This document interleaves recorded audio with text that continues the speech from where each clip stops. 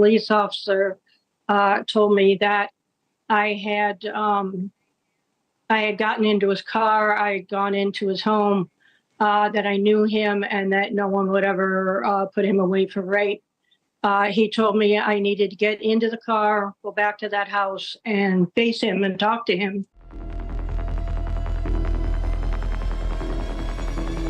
A man of charm and intellect, hiding unimaginable darkness behind a camera lens. Rodney Alcala, the dating game killer, led a double life, one as a celebrated photographer and the other as a cold-blooded predator. His story is a chilling reminder that evil often hides in plain sight. This is the story of Rodney Alcala, the predator behind the smile.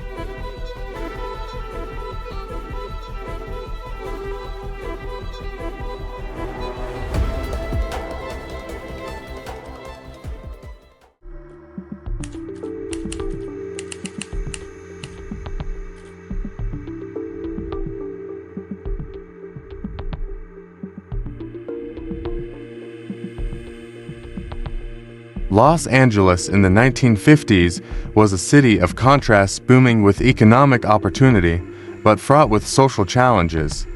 Rodney began his education there, quickly establishing himself as an academically gifted student. Teachers and peers noticed his intelligence and creativity, particularly in art and music. Yet, even during his school years, Rodney exhibited signs of social detachment and emotional withdrawal. Rodney James Alcala was born on August 23, 1943, in San Antonio, Texas, to Raul Alcala Bucher and Ana Maria Gutierrez, a family of Mexican-American heritage. The Alcalas lived a modest life, striving for the American dream amidst the cultural transitions of the time. Rodney's early years were seemingly unremarkable, filled with the simple joys of a young boy growing up in post-war America.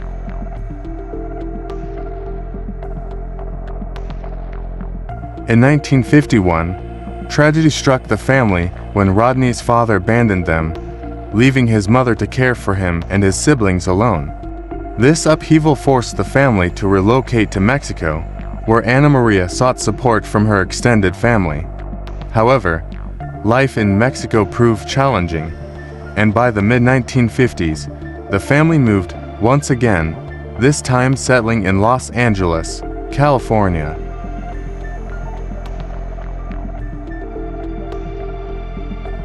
Despite these early warning signs, Alcala graduated from high school with commendable grades and aspirations for a brighter future. In 1961, he enlisted in the United States Army, seeking structure and purpose. Military service was seen as a pathway to discipline and honor, but for Rodney, it became a source of psychological turmoil.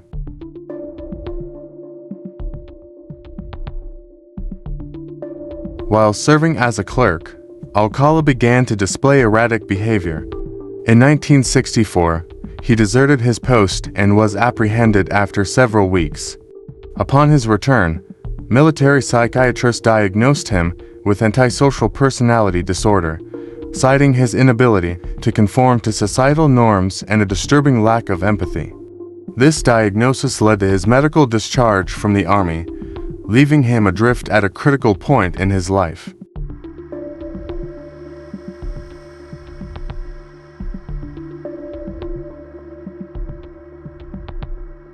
After leaving the Army, Alcala sought to rebuild his life by pursuing higher education. He enrolled at UCLA, a prestigious institution known for fostering creativity and innovation. There, he studied fine arts, immersing himself in a world of expression and imagination. His professors noted his talent, particularly in photography, a skill that would later become a central aspect of his double life.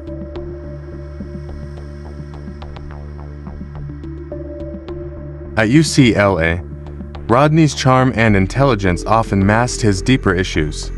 He cultivated a polished persona, earning the trust and admiration of those around him.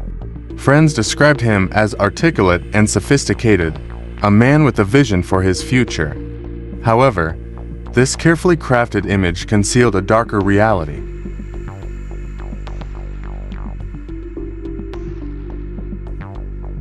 While at UCLA, Rodney began exploring photography more seriously, developing a portfolio that captured the essence of his subjects.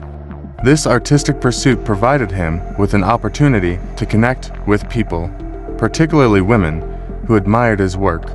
Little did they know that his camera would soon become a tool for manipulation and harm.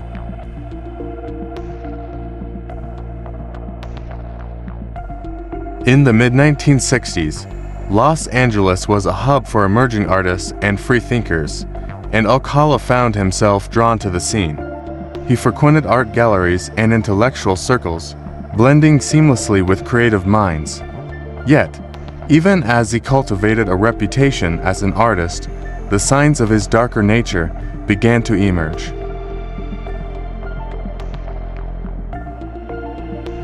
Alcala's relationships during this period were superficial at best. Despite his charm, he struggled to form meaningful connections. His tendency to isolate himself and his occasional outbursts of anger hinted at deeper psychological issues. Friends would later recall feeling uneasy around him, though they couldn't quite articulate why.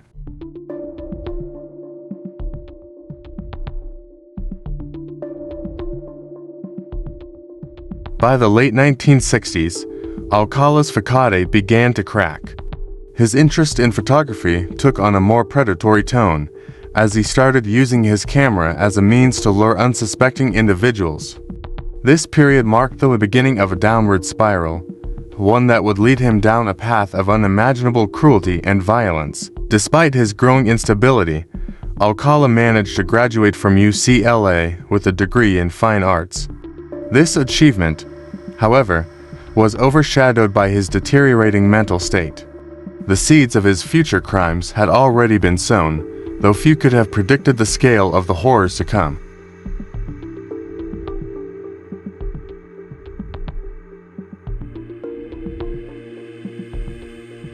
As he entered his mid-20s, Rodney Alcala stood at a crossroads. To the outside world, he was a talented artist with a promising future. But within, he wrestled with demons that would soon unleash themselves upon an unsuspecting world. His story was just beginning.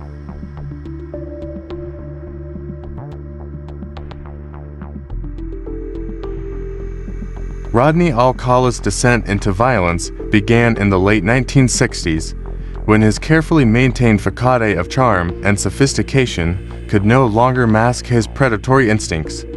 His first known crime occurred in 1968, when he lured 8-year-old Delphi Shapiro into his car in Huntington Beach, California. Promising her a ride to school, Alcala instead took her to his apartment, where he brutally assaulted her.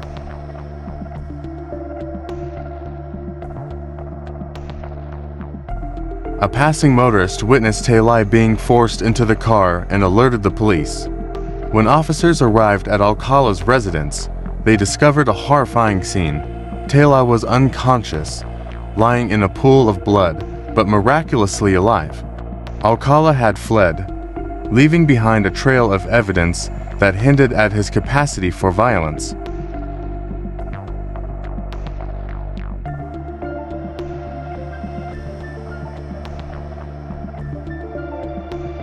After escaping California, Alcala fled to New York City, where he adopted the alias John Berger.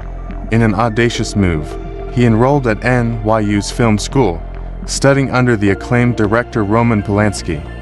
This new identity allowed him to blend seamlessly into the bustling New York art scene, where he continued to hone his photography skills. Alcala's charm and intelligence made him a popular figure among his peers.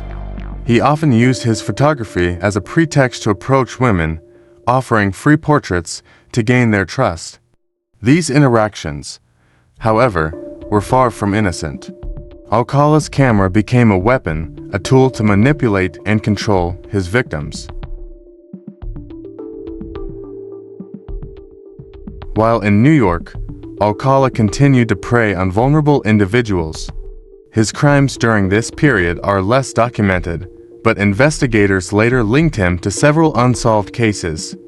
The pattern was clear. Alcala would lure his victims with promises of artistic collaboration, only to subject them to unimaginable horrors. In 1971, Alcala's past caught up with him. He was recognized by two children who had seen his FBI wanted poster. Arrested and extradited to California, Alcala faced charges related to the Talai Shapiro case. However, without Tali's testimony, her family had relocated to Mexico to protect her. Prosecutors were forced to offer Alcala a plea deal. He was convicted of child molestation and sentenced to 3 years in prison.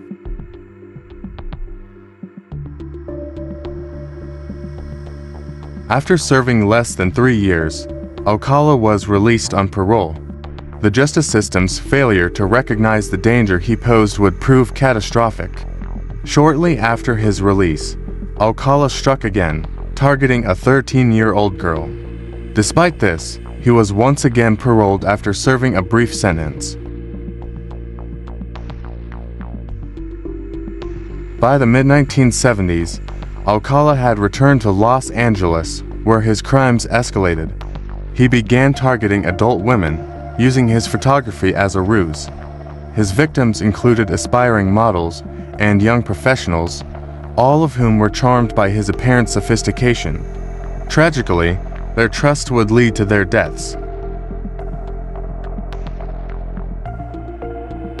In 1978, Alcala made a shocking appearance on the popular TV show **The Dating Game**. Introduced as a successful photographer, he charmed both the audience and the Bachelorette, winning the competition. However, the Bachelorette later declined to go on the date, describing Alcala as creepy. This brief moment of fame highlighted his ability to hide in plain sight. Alcala's appearance on *The Dating Game** remains one of the most chilling aspects of his story.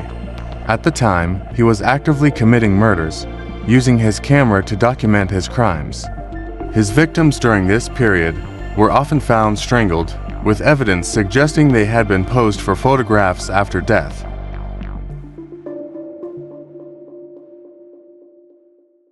By the late 1970s, Alcala's killing spree showed no signs of slowing down. However, a critical mistake would lead to his downfall. In 1979, 12-year-old Robin Samso disappeared while riding her bike to ballet class in Huntington Beach. Her body was discovered 12 days later in a remote area, sparking a massive investigation. Detectives quickly linked Alcala to the crime through witness testimony and forensic evidence. A search of his home revealed a storage locker filled with photographs of women and children, as well as jewelry belonging to his victims. This discovery provided investigators with the evidence they needed to build a case against him. Alcala was arrested and charged with multiple counts of murder. His trial, which began in 1980, was a media sensation, drawing attention to his horrifying crimes. Representing himself in court, Alcala displayed chilling arrogance, questioning witnesses and presenting convoluted defenses. The jury was unmoved, convicting him of 5 murders.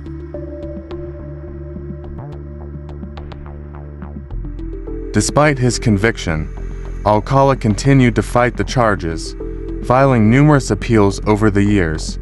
His legal battles kept him in the spotlight, but they also delayed justice for his victims' families. In 2010, Alcala was sentenced to death for the 3rd time, bringing an end to his decades-long reign of terror.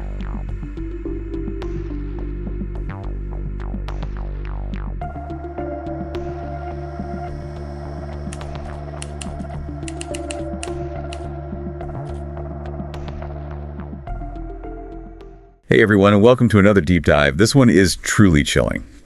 We're going to be looking into the case of Rodney Alcala, a name some of you might recognize. We've got excerpts from a longer text about Alcala's life, and Oh, yeah? let me tell you, it's a wild ride, this Yeah? guy. He wasn't just a serial killer. He was a photographer, a charmer, even a game show contestant. Wow. Yeah, you heard that right. The dating game. The dating game. It's fascinating. You know, when you think about Alcala, he really embodies this idea of like a mask. You know, he was intelligent, he was artistic, charming on the surface, but underneath there was this truly dark and violent nature that was simmering. Okay, so let's unpack this a little bit. Alcala, born in Texas back in 1943. And then his father left and the family moved to Los Angeles. And even early on, there were signs like he was really bright, but he kind of kept to himself. And I feel like this combination of intelligence and social withdrawal, we see this in criminal profiles, but it's not like a guaranteed predictor, right? No, exactly. Plenty of folks are brilliant and introverted, and they don't become killers.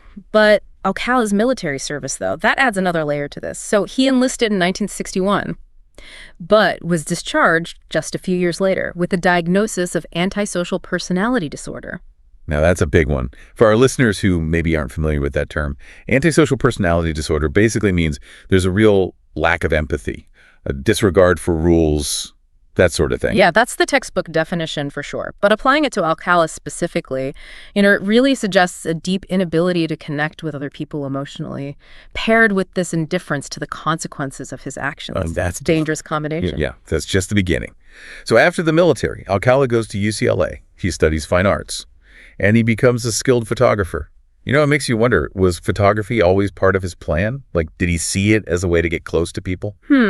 It's definitely a question worth considering. Photography gave him a reason to interact with people you know, to gain their trust, to capture them, literally and figuratively. It's so creepy. And apparently his social life followed a similar pattern. It could be charming, but the relationships were very superficial, with these flashes of anger sort of bubbling up, almost like he was playing a part. Oh, he was a master manipulator, totally able to project this image of normalcy that kept people from seeing the darkness that was underneath. And it worked for a while, until 1968, when he commits his first known attack on an 8-year-old girl named Tali Shapiro. He lured her into his car, took her back to his apartment. It's just awful. Horrifying case, absolutely. And it's worth noting here the element of chance. You know, a witness actually saw Tali being taken and called the police. And they arrived just in time. Tali survived, but Alcala vanished. He fled to New York, took on the alias John Berger, and enrolled in NYU's film school. Under Roman Polanski, no less. Wow. Talk about audacity. He's on the run from this serious crime, but he's just reinventing himself. Reinventing himself. And get this. He continues to use photography to approach women in New York. This time it's with, like, the promise of portraits. You can only imagine how many potential victims there were during this time. And unfortunately, we'll likely never know the full extent of his crimes in New York. You know, a lot of cases probably remain undocumented, and it took a stroke of luck, some kids recognizing him from a wanted poster, to finally lead to his arrest in 1971. But even then, he manages to slip through the cracks of the justice system. He was extradited back to California to face charges in the Tali Shapiro case, but without her testimony, they had to offer him a plea deal. It's so frustrating. He pled guilty to child molestation, served a short sentence, and that was it. A dangerous individual was free to continue offending. It really makes you think, how do we ensure accountability while still protecting the rights of the accused? Right. It's a tough balance. So he gets out. He returns to California. And that's when things really start to escalate. Now he's targeting adult women, often aspiring models, young professionals. His methods, though, remained consistent, using photography as a lure, preying on people's aspirations and vulnerabilities. This period is especially disturbing, marked by several brutal murders. And here's where it gets truly surreal. 1978, while actively committing murders, Alcala appears on the dating game. What? He wins. But the bachelorette finds him creepy and refuses to go on the date. Imagine the psychological implications of that. This man is committing heinous acts while simultaneously presenting himself as this charming, eligible bachelor. On national television, it's a stark reminder that appearances can be deceiving and that darkness can really lurk beneath the surface. Yeah, it's unbelievable. We're going to take a quick break, and when we come back, we'll delve deeper into the case and the events that finally brought Alcala to justice. So we left off with Alcala living this double life, right? Charming game show contestant by day, suspected murderer by night. But it seems like his luck was about to run out. In 1979, a 12-year-old girl, Robin Samso, vanishes while riding her bike to ballet class. This case, I remember, it just gripped the nation. Yeah. Robin's disappearance was definitely a turning point. You know, the investigation was intense. But thankfully, there were some breaks in the case that pointed directly to Alcala. Like, I remember reading that witnesses placed him talking to Robin on the beach that very day. And even his own parole officer recognized him from a composite sketch. It's like, talk about a web closing in. Absolutely. And the most damning piece of evidence came from a search of his apartment. They uncover a storage locker packed with hundreds of photographs, women, children, many in suggestive poses. It sent chills down everyone's spine. Well, it's horrifying to think about those photos, what they represent, the potential victims they captured. And actually, some of them were later identified as missing persons, confirming that Alcala's crimes were way more widespread than anyone had imagined. Yeah, the storage locker became like this tragic archive, a window into the mind of a predator. And not just photos, but jewelry, personal items, all linking him to a string of victims. It was definitely a turning point in the investigation, but also a source of immense pain for the families involved. So Alcala was arrested, charged with Robin Samso's murder, and his trial began in 1980. And here's where it gets really strange. He chose to represent himself in court. Oh, wow. It was a bizarre, unsettling spectacle for sure. You had Alcala surrounded by all these law books, trying to outmaneuver the prosecution. With this twisted logic of his, he cross-examined witnesses, including the mother of one of his victims. It was like he was putting on a performance, almost relishing the attention. It's interesting you say that. Yeah. Because there is a theory in criminal psychology about this, that some serial killers see the legal process as another opportunity for control, for manipulation. Yeah. The courtroom becomes their stage. Precisely. Alcala even played a song, "Oh, Lady Be Good," by Artie Shaw, during his closing arguments. No way. Yeah, it was this surreal, chilling attempt to control the narrative. But the jury wasn't swayed by his act, were they? No, they saw through it. Alcala was convicted of Robin Samso's murder and sentenced to death. But that verdict was just the start of a long and drawn-out legal battle. Right, there were appeals, retrials. The death sentence was overturned twice due to technicalities and problems with jury selection. Can you imagine the agony for the families, this constant waiting for justice? It's heartbreaking, and throughout this whole ordeal, Alcala maintained his innocence, adding insult to injury for the families. This case highlights the emotional toll of the legal process, how it can feel like a never-ending roller coaster for those seeking closure. So it took years, but finally in 2010, Alcala was tried for 5 murders from the 1970s.